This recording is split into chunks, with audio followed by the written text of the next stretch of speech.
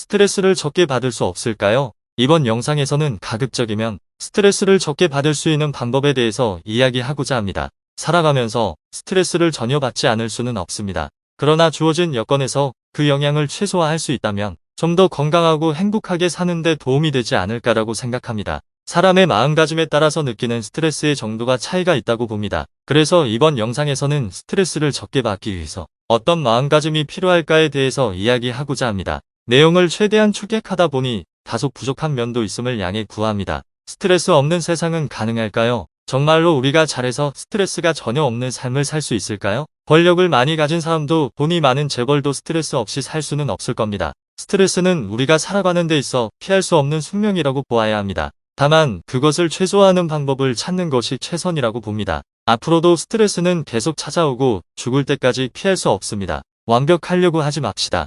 조금 불완전하더라도 인생살이가 다 그런 것이다라고 생각하고 받아들이면서 살아가면 좋습니다. 내가 가진 것에 대해서 어느 정도 만족하고 감사할 줄 알아야 합니다. 아무리 깨끗해 보이는 예쁜 여자의 손에도 세균이 많이 있습니다.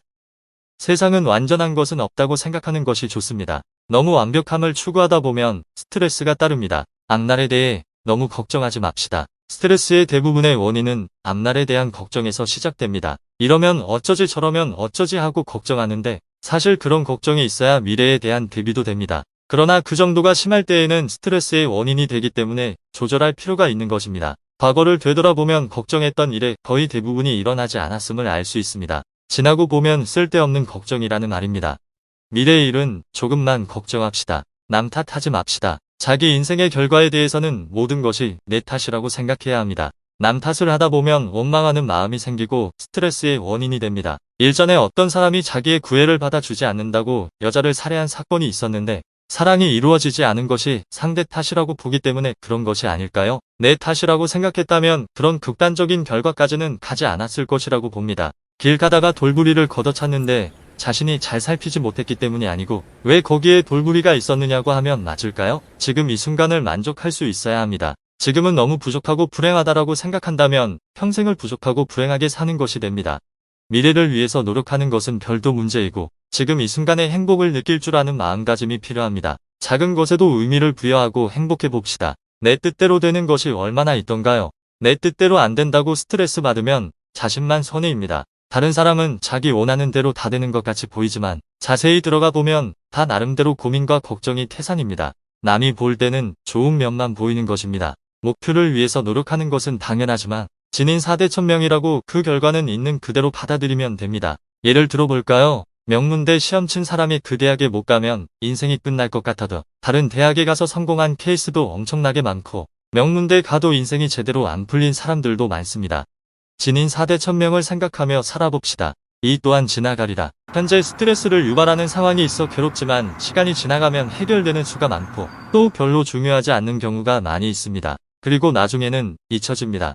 시간이 지나고 보면 내가 왜 그것 때문에 그렇게 스트레스를 받았을까 하고 생각하기도 합니다. 이 또한 지나가리라라는 말이 있지 않습니까? 세상은 공정하지 않습니다. 왜 세상은 공정하지 않지라고 생각할 필요는 없습니다. 원래 세상은 공정하지 않다고 보는 것이 맞습니다. 어떤 사람은 머리가 좋고 어떤 사람은 좋지 않게 태어났다면 그것은 공정한 것입니까? 기본적으로 세상은 그렇게 공정한 것은 아니라는 것을 이식하며 살아가다가 느끼는 불만이 어느 정도 해소될 수 있습니다. 아무리 좋은 세상이 오더라도 불공정은 없을 수가 없습니다. 이상적으로 보면 세상이 모두 공정해야 하지만 현실은 절대 그렇지 못하니까 불공정한 세상을 당당하게 받아들이는 것이 좋습니다. 자신의 여건에서 최선을 다하면 되겠지요. 남이 알아주지 않아도 화내지 맙시다. 공자님 말씀 중에 남이 알아주지 않아도 화내지 않으면 분자라고 할 수 있다고 합니다. 대부분 사람은 자기가 남을 알아주기보다는 남이 자기를 알아주기를 바라는 경향이 있습니다. 남이 나를 알아주지 않는 것은 지극히 정상적인 것입니다. 남이 잘하면 운이 좋은 것이고 자기가 잘되면 자신의 능력이라고 할 것입니다.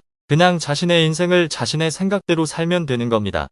대신 남을 많이 알아주도록 합시다. 너는 나를 알아주지 않아도 나는 너를 알아주겠다. 이런 자세로 살면 스트레스가 훨씬 줄 것입니다. 감사하면서 살아갑시다. 내가 감사할 수 있는 일이 무엇이 있을까요? 자세히 살펴보면 아주 사소한 것이지만 감사할 일이 매우 많음을 알 수 있습니다. 지금까지 살아오면서 주어진 것에 대해서 감사하는 것을 하나씩 적어봅시다. 그렇다면 스트레스 요인이 줄어들 것입니다. 가능하다면 매일 한 가지씩 감사하다고 느끼는 점을 적어보는 것도 좋지 않을까요? 감사함을 느낀다면 스트레스도 훨씬 적게 느낄 것입니다. 인간관계 때문에 스트레스 받지 맙시다. 인간관계에 너무 집착하지 않는 것이 좋을 것이라고 봅니다. 인간관계는 즐거움을 주기도 하지만 필연적으로 스트레스를 유발하는 요인이 되기도 합니다. 많은 스트레스는 인간관계에서 발생하고 있습니다. 그 인간관계가 필수적인 것일 수도 있고 그다지 중요하지 않을 수도 있습니다. 인간관계를 무조건 단절한다는 것보다는 조금 거리를 두고 친밀도를 낮출 수도 있겠지요. 인간관계보다는 내 스트레스 예방이 더 중요하다고 생각한다면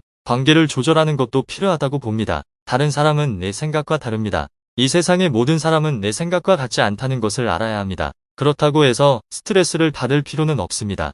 각자의 생각대로 살아가는 것이기 때문입니다. 다른 사람이 다 내 생각에 맞춰야 되는가라고 생각해보면 말이 안 된다고 볼 수밖에 없지요. 직장에서도 부하가 생각이 다를 때 상사의 결정에 따르라고 직급과 직책이 정해져 있는 것이죠. 군에서는 그 결정이 신속히 이루어져야 되기 때문에 계급장을 붙이고 다니는 것입니다. 공적인 관계뿐 아니라 사적인 관계에서도 내 생각대로 되는 것이 별로 없습니다. 내 자식이나 내 부하가 내 생각과 다르다는 것을 받아들여야 합니다. 그렇지 않으면 갈등이 일어날 것입니다. 욕심을 과하게 부리지 않도록 합시다. 인간이 욕심에 사로잡히면 눈이 멀어집니다. 돈 욕심, 명예욕, 욕정같이 여러 가지가 있지요. 욕심대로 안 된다고 주변 사람 욕하고 화나서 술 마시고 하다 보면 인간관계 파탄나고 몸은 망가지는 것입니다. 적절한 욕심은 성장과 발전에 도움이 되겠지만 과도한 욕심이 문제이겠지요. 그 종착점은 파멸이거나 범죄로 끝나는 수가 많습니다. 그런 일이 벌어지면 엄청난 스트레스가 엄습해서 몸과 마음 가족까지 한꺼번에 무너져 버립니다. 당뇨병, 심장병, 암 같은 질병도 찾아옵니다. 욕심은 끝이 없어 결코 그 갈증을 다 채울 수 없습니다. 영국 속담에 탐욕은 사람을 장님으로 만든다고 합니다. 욕심을 줄이면 스트레스도 줍니다. 교통법 규를 잘 지키는 것이 스트레스 예방의 지름길입니다. 오늘날 운전은 생활의 중요한 부분입니다. 만일 교통사고 나면 차 부서지고 내 몸 다치고 보험금 할증 내고 때에 따라서 형사처벌도 받고 잘못하면 구속까지도 되며 면허정지로 장기간 운전을 못하게 되는 수도 있습니다. 상대방 잘못 같은데 자신의 잘못이라 하니 미칠 듯합니다. 그리고 수습하려면 엄청난 스트레스를 유발합니다. 어린 자녀들이 다치면 꼭지가 돌아갑니다. 대부분의 교통사고는 어느 일방의 잘못보다는 서로의 잘못이 얽혀서 생깁니다. 사고를 예방하기 위해서는 교통법규를 잘 지켜야 하겠지요. 피할 수 없는 스트레스를 더 약하게 느낄 수 있도록 하는 마인드에 대해 이야기하였습니다. 이 외에도 많은 이야기가 있을 수 있겠지만 여기서 마무리하겠습니다. 스트레스 예방에 조금이라도 도움이 되었으면 합니다. 시청해주셔서 감사합니다. 구독, 좋아요 부탁드립니다.